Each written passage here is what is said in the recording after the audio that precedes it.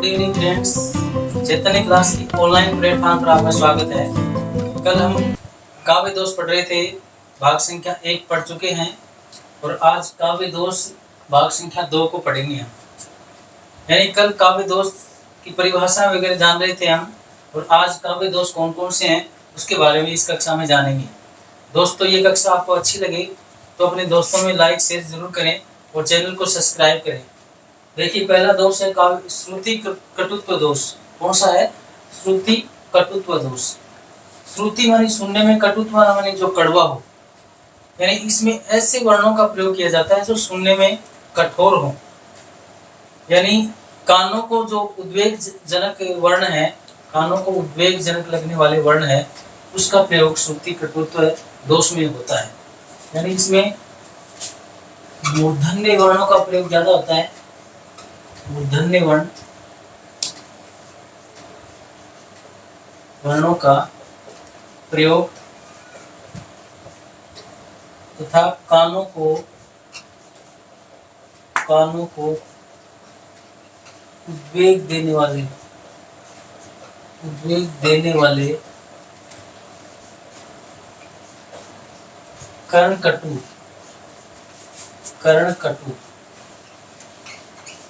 कर्णकटु शब्दों का प्रयोग इसमें होता है। यानी कठोर शब्दावली प्रयुक्त की जाती है। मूर्धन्य यानी टैट है, डेड है, इनका प्रयोग श्रुति कटुत्व दोष में अधिक रूप से होता है। यानी जो सुनने में कठोर हो। परुष शब्दावली का प्रयोग होता है। परुष का मतलब होता है कठोर। परुष शब्दावली का प्रयोग यानी नाम से विदित है। श्रुति मानी सुनने में, कटुत्व मानी जो कठोर लगे, कड़वे लगे, मूर्धन्य वर्णों का प्रयोग अधिक होता है। अब उदाहरण देखिए, कब की इकटक डटी रही टटिया अंगूरी तारी। तो यहाँ देखने से पता लगता है कि ट मूर्धन्य वर्ण है, ट यहाँ भी है, इकटक में, डटी में ड है, और टटिया में इसमें ट है, और टारी में ट है। तो श्रुति कटुत्व है, सुनने में ये कटने वाले शब्दों का प्रयोग हो रहा है, अक्षरों का प्रयोग हो रहा है, इसलिए यह श्रुति कटुत्व दोष। समझ में आ गया? यानी मूर्धन्य वर्णों का प्रयोग अधिक होता है इसमें। परुष शब्दावली कठोर शब्दावली होती है इसकी। और सेकंड नंबर का जो है कलिष्ठ दोष है।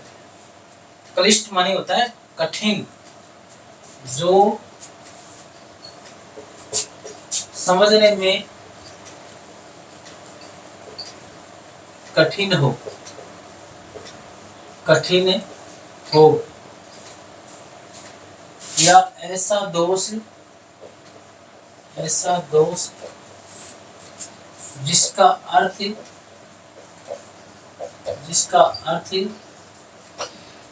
आसानी से समझ नहीं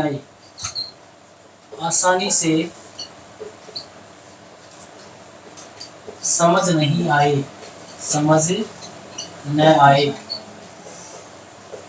उसको कलिष्ठ दोष कहते हैं। कलिष्ठ यानी कठिन हो जिसको समझने में, इसका अर्थ है वो बड़ी कलिष्ठता से आए हमारे समझ में। अब देखिए इसका जो उदाहरण है, लंकापुरी पति को जो पराता तासु प्रिया नहीं आती। यानी इसमें सीधा सीधा ये कहा गया कि नींद नहीं आती है, लेकिन नींद या निद्रा है वो किस प्रकार से, देखो इस उदाहरण के द्वारा देखिए। लंकापुरी का पति यानी लंकापुरी का पति रावण को कहा गया। किसको कहा गया? रावण को कहा गया। लंकापुरी का जो राजा है कौन है? रावण। जो भ्राता और उसका भाई, रावण का भाई कौन है? कुंभकर्ण है। कुंभकर्ण। तासु प्रिया और कुंभकर्ण की प्रिया, निद्रा नाम है उसका। कुंभकर्ण की पत्नी निद्रा है। तो निद्रा का अर्थ क्या होता है? नींद नहीं आ रही है। और तो इसके द्वारा यानी इस पंक्ति के द्वारा हमें ये अर्थ है, हम स्पष्ट नहीं कर पाते हैं। लंकापुरी पति यानी रावण है, उसका जो भाई कुंभकर्ण है, उसकी प्रिया निद्रा नहीं आ रही है। तो उसमें अर्थ समझने में बड़ा ही हमें कठिनाई महसूस हुई है। सहायता से इसका अर्थ हमें प्राप्त नहीं हो सका। अब दूसरा देखिए, इसका उदाहरण है हेम सुतापति। हेम का मतलब है हिमालय, और सुता मतलब पुत्री, हिमालय की, हे माने हिमालय, और सुता मीन्स होती है पुत्री। और हिमालय की पुत्री कौन है? पार्वती। और उसका पति कौन है? शिव। और वाहन, शिव का वाहन क्या है? बैल। क्या है? बैल। तुम इसमें रति न फेर, इसमें ये कहा गया कि तुम बैल से बिल्कुल भी फेर नहीं हो, यानी बैल यहाँ महामूर्ख का मतलब है। बैल से संबंधित क्या होता है? महामूर्ख। यानी कहना तो ये चाहता है कि आप महामूर्ख हो, इसमें बिल्कुल भी कोई दो राय नहीं है। लेकिन ये है बिल्कुल हमें कठिन इसका अर्थ बना रही है। जैसे हेम सुता, हेम है हिमालय, सुता मानी पुत्री, उसका पति शिव है, उसका वाहन बैल है। बैल यहाँ अन्य अर्थ में महामूर्ख के रूप में प्रयुक्त हुआ। तो ऐसे दोष, ऐसा दोष जिसका अर्थ हमें आसानी से समझ में नहीं आ सके, वो कलिष्ठ दोष होता है, जो समझने में कठिन। तीसरा है ग्रामत्व दोष। ग्रामत्व यानी जिसमें ऐसी भाषा का प्रयोग हो जो गंवारू हो। गंवारू भाषा का प्रयोग। कौन सी भाषा? गंवारू।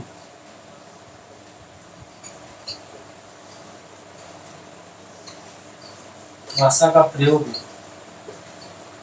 अशिष्ट भाषा हो, अशिष्ट या ग्रामीण संस्कृति की भाषा हो, ग्रामीण संस्कृति की भाषा। यानी कहने का मतलब है गंवारू शब्दों का प्रयोग ग्रामत्व दोष में होता है। कौन से शब्दों का? गंवारू शब्दों का। अब देखिए यहाँ मूंड पे मुकुट धरे सोहत है गोपाल, यानी मूंड है यहाँ, ये ग्रामत्व दोष में आता है क्योंकि ये गंवारू संस्कृति का प्रतीक है। ये नाम अच्छा नहीं लग रहा मूंड, इसकी जगह शीश होता, शीश पे मुकुट धरे सोहत है गोपाल, तो ये पंक्ति बहुत ही सुंदर हो जाती। यानी गोपाल श्री कृष्ण के सिर पर क्या है? मुकुट है। लेकिन यहाँ मूंड शब्द है वो ग्रामत्व दोष है। मूंड में क्या है? ग्रामत्व दोष। तो ऐसा दोष जिसमें गंवारू भाषा का प्रयोग हो, ग्रामत्व दोष कहलाता है। अगला है अप्रतीत्व दोष। कौन सा है? अप्रतीत्व दोष। यानी जहां ऐसे शब्द का प्रयोग किया जाए जो अर्थ में किसी विशेष शास्त्र में ही प्रयुक्त किए जाए हो। इस प्रकार का शब्द प्रयोग में लिया गया हो जो अर्थ में कोई विशेष शास्त्र है उसमें ही प्रयुक्त होते हो। जैसे उदाहरण देखिए, तत्व ज्ञान पाकर हुए आशय दलित। आशय का अर्थ यहाँ वासना होता है जो किसी विशेष शास्त्र का ही है, इसलिए यहाँ पे कौन सा है? अप्रतीत्व दोष है। कौन सा दोष है? अप्रतीत्व दोष। अगला है अकर्मत्व दोष, जहां शब्दों का कर्म नहीं हो, शब्दों का कर्म भंग हो, या वाक्य रचना